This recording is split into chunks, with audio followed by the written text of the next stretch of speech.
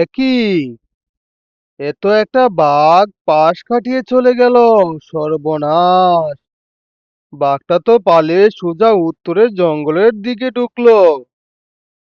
একই, এবার আমি আগে যাই কি করে? ওই বাঘটা যদি আমার উপর হামলা করে বসে।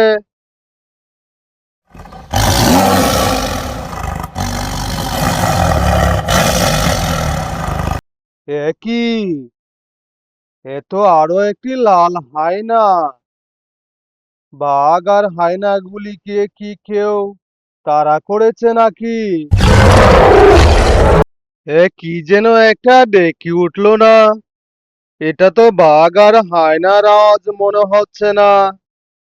এবার আমি কি করি?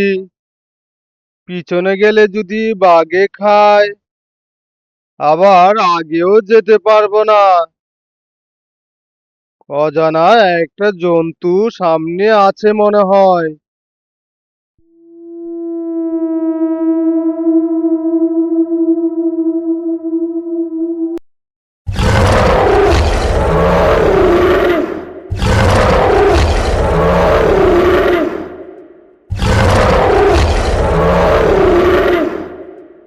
নরহরি, তুমি কি কিছু শুনতে পাচ্ছ?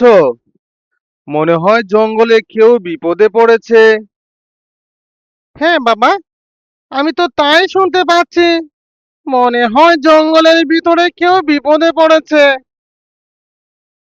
তাই আমার কাছেও মনে হচ্ছে জঙ্গলে কেউ বিপদে পড়েছে। চল তো যাই দেখি। না বাবা, আমাদের যাওয়া মনে হয় জঙ্গলে ঠিক হবে না। শুনেছি এই সুন্দরবন জঙ্গলে হায়নাদের উৎপাত খুব বেড়েছে। হ্যাঁ, আমিও তো তাই শুনেছি। কিন্তু মনে হয় কেউ বিপদে পড়েছে। তাকে উদ্ধার করা যে আমাদের দায়িত্ব। তা না হয় বুঝলাম, কেউ বিপদে পড়লে সাহায্য করা, এটা যে খুব ভালো কাজ। কিন্তু আমাদের সামনে যদি হায়না পড়ে, তাহলে তো আমাদের জান নিয়েই ফিরতে পারবো না বাবা। তুমি একটু ভালো করে চিন্তা করে দেখো। হ্যাঁ, আমাদের একটু সাবধানে যেতে হবে। চল, গড় থেকে একটা লাঠি নিয়ে আয়। লাঠি নিয়ে আমরা জঙ্গলের ভিতরে ঢুকবো।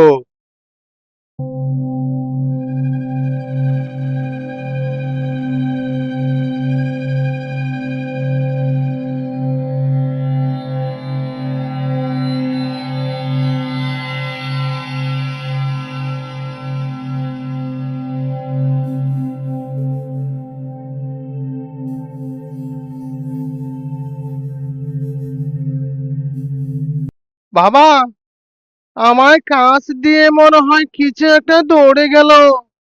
আমার যে খুব ভয় করছে। কি বলছিস? তোর পাশ দিয়ে দৌড়ে গিয়েছে? আমি তো দেখতে পেলাম না। ভয় পাবি না, আমি তো আছি তোর সাথে। তাছাড়া আমাদের সাথে একটা লাঠিও আছে। ঠিক আছে বাবা, চলো। কিন্তু সাবধান, আমার যে খুবই ভয় হচ্ছে।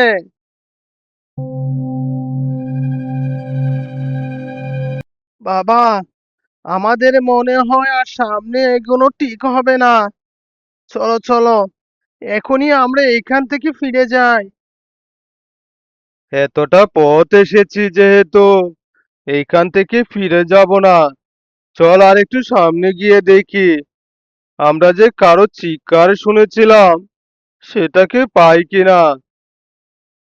নরহরি ও তার বাবা সামনে এগোতে শুরু করলো।